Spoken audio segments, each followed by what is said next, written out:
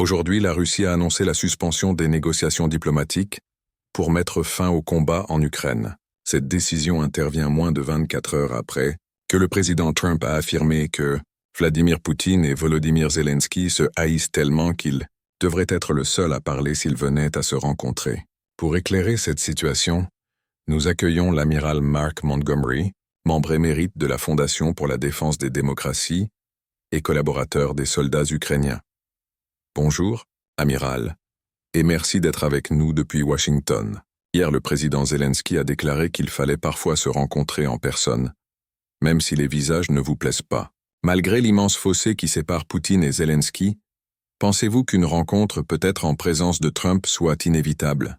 Oui, je pense que c'est inévitable, mais je ne crois pas qu'elle sera bilatérale. Je pense que le président Trump devra y participer, car je ne vois pas Zelensky et Poutine parvenir à un accord seul. Pour Poutine, Zelensky représente l'échec de son invasion de 2022.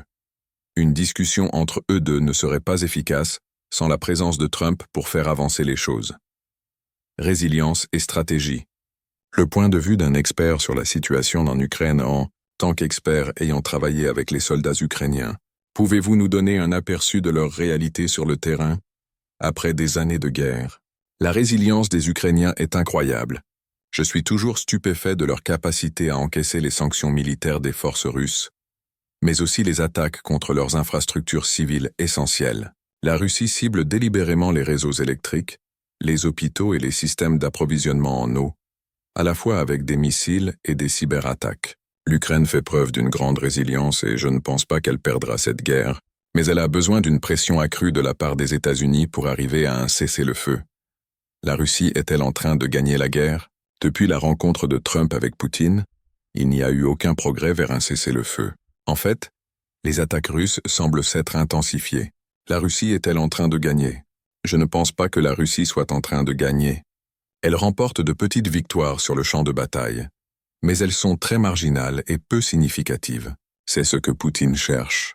Son équipe vient de suspendre les négociations car en réalité, ils sont toujours en guerre. Si le président Trump ne fait pas pression sur Poutine et ne tient pas ses promesses, Poutine poursuivra ce schéma. Un tournant stratégique. Le joker ukrainien alors si ce scénario persiste, entre l'absence de pourparlers, l'escalade des attaques russes et la résilience ukrainienne. Que va-t-il se passer ensuite? Qui l'emportera si la guerre s'éternise? Il y a un joker.